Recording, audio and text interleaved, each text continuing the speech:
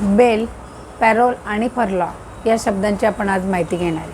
आता हे तिन्ही शब्द एखाद्या गुन्हेगाराला शिक्षा झाली तर किंवा शिक्षा होणार असेल तर या बाबत वापरले जातात. आता बेल जो म्हणजे काय तर जामीन. जर एखाद्या व्यक्तीने गुन्हा केलेला असेल आणि त्याला तो गुन्हा त्याच्यात त्याला अटक होणार आहे, पण होऊ शकतं, ट्रायल चालू आहे, तर अशा केसमध्ये त्याला माहिती की आपल्याला हे पोलीस पकडतील किंवा अरेस्ट करतील, तर याच्यामध्ये तो बेलसाठी ॲप्लिकेशन करतो. जर तो गुन्हा लेस सिरियस असेल तर त्याला बेल मिळणार मिळतो किंवा तो ॲज अ राईट त्या गुन्हेगाराला बेलवर सोडलं जातं, कारण तो बेलेबल ऑफेन्स असतो, कमी सिरियस ऑफेन्स.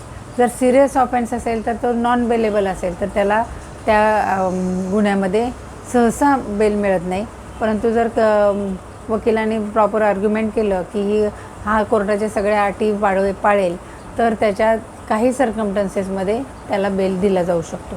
परंतु आता पॅरोलमध्ये काय आहे, जर एखाद्या गुन्हेगारावर, आरोपीवर तो गुन्हा सिद्ध झाला आहे, त्याचा गिल्ट प्रूव्ह झालेला आहे, तर मग अशा ह्याच्यात त्याला शिक्षा लागते. तर गिल्ट प्रूव्ह म्हणजे त्याचं कन्व्हिक्शन लागलेलं आहे. तर याच्यामध्ये काय होईल की त्याला जेल झाली आहे. आता त्याची जेल जर खूप लाँग टर्मची जेल आहे, परंतु त्याच्या घरामध्ये डेथ झाली किंवा लग्न आहे किंवा कोणी आजारी आहे, त्याचे आईवडील आजारी आहेत, असे काही सिच्युएशन आहे की त्याला घरी जाण्याची इच्छा आहे, तर तो काय करेल की पॅरोल बोर्डाकडे असा अर्ज करेल की मला ह्या कारणासाठी थोडे दिवसासाठी घरी सोडावं.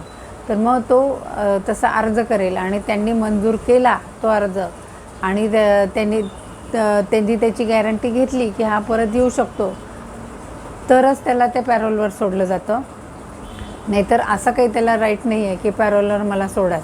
ते सगळी पूर्ण त्याचा न्याय देण्याचा अधिकार त्या पॅरोल बोर्डाचा असतो की सोडायचं किंवा नाही. परंतु पॅरोलचं मुख्य त्याचा पॉईंट काय आहे, तर पॅरोलवर जर तो 10 दिवसासाठी घरी गेला काही कारणासाठी, तर तेवढे ते 10 दिवस त्याला त्या शिक्षेत नंतर त्या जेलमध्ये राहून शिक्षा भोगावी लागते. म्हणजे ते 10 दिवस 15 दिवस जेवढे दिवस गेला तो त्याला ती शिक्षा त्या तुरुंगात उरलेली काढावी लागेल.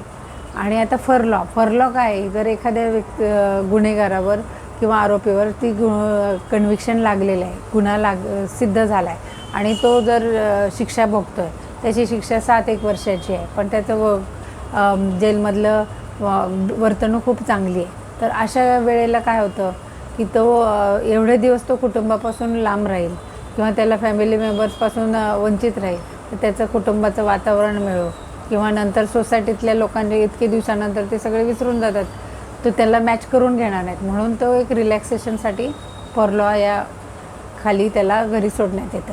परंतु हा जो फरलॉची जी टाईम दिलेला आहे तो त्या शिक्षेतच इन्क्लूड असतो, त्याला वेगळा एक्सटेन्शन करावं लागत नाही. हा मेन डिफरन्स आहे. पॅरोलमध्ये जेवढे दिवस तो बाहेर राहील तेवढे शिक्षा त्याला नंतर भोगावी लागते आणि याच्यामध्ये जेवढे दिवस तो तिकडं राहिला तरी त्याला मूळ शिक्षा एवढीच शिक्षा त्याला भोगावी लागते.